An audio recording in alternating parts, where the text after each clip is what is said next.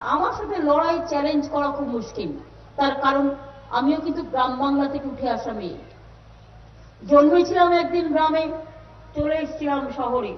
সাঁতারও কাটতে পারি, সাইকেলও চালাতে পারি, গাছে উঠতে পারি, মাছ কাটতেও পারি, মুড়ি ভাজতেও পারি, ধানিতে ওই কি বলেন আপনারা ওই ঢেকি চালাতেও পারি। সুতরাং এটা নয়, পুকুরে সাঁতার কাটতেও পারি, আবার গরুর গাড়িতে চড়ে টং টং করে ঘুরতেও পারি। সুতরাং এমন কোনো কাজ নেই যা আমার অজানা।